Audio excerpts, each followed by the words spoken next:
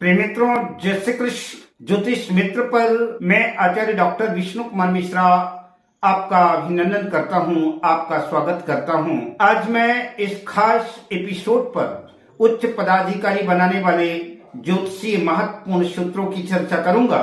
मैं उस सौभाग्यशाली उच्च पदाधिकारी योग की चर्चा आपसे करूं, पर उससे पहले आपसे आग्रह कि अगर आपने अभी तक हमारे इस चैनल को सब्सक्राइब नहीं किया है तो प्लीज चैनल को सब्सक्राइब करें, साथ ही नोटिफिकेशन बेल को भी प्रेस करें।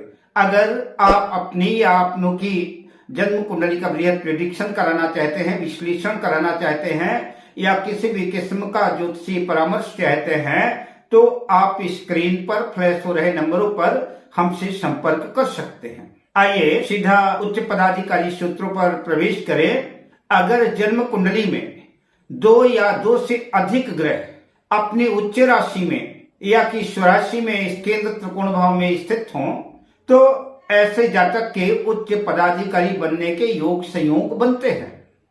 नवमांश कुंडली में भी अगर वो ग्रह अपने उच्च राशि स्वराशि में केंद्र में है तो निश्चित रूप से समझ के चलिए कि ऐसा जातक जो है उच्च पदाधिकारी होता है। जिस जातक की जन्म कुंडली में जन्म लग्न ही नवमांश लग्न भी हो यानी वर्गोत्तम हो लग्न, और जहां पर सूर्य स्थित हो उसके दूसरे भाव में शुभ ग्रह गुरु स्थित हो, शुक्र स्थित हो, बुध स्थित हो, शुक्ल पक्ष का चंद्रमा स्थित हो और कोई भी ग्रह सूर्य से अस्त न हो, जिस भी जातक की जन्म कुंडली में ऐसे योग संयोग होते हैं वह निश्चित रूप से उच्च पदाधिकारी होता है।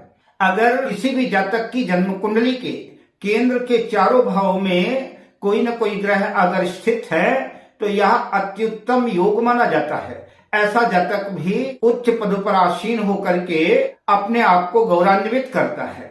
लग्नेश केंद्र में हो, मित्र ग्रहों से दृष्ट हो और लग्न पर शुभ ग्रहों का प्रभाव हो तो भी ऐसा जातक उच्च पदाधिकारी होता है और अपने कार्य क्षेत्र में बड़ी कुशलता से कार्य करते हुए अपने विभाग को, अपने उच्चाधिकारियों को और अपने आप को भी गौरवान्वित करता है। कई बार ऐसे जातक न्यायाधीश होते हैं, कुशल अधिवक्ता होते हैं या कि कानून विधि आदि के जानकार होते हैं, विधि मंत्री भी ऐसे जातक होते हैं। यदि शुक्ल पक्ष का चंद्रमा जन्म कुंडली में जलचर राशि के नवांश में स्थित हो, चतुर्थ भाव में हो, स्वराशिस्थ हो और केंद्र में पाप ग्रह स्थित ना हो तो ऐसा जातक भी जो है उच्च पदाधिकारी होता है।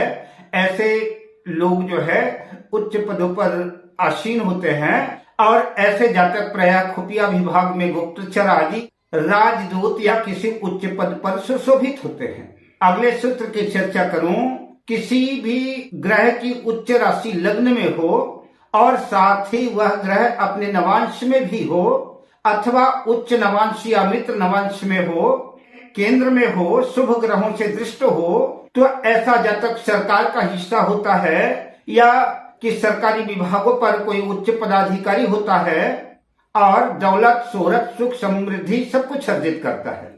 अब मैं आपसे लेता हूं विदा, शुभकामनाओं के साथ। जय श्री कृष्ण।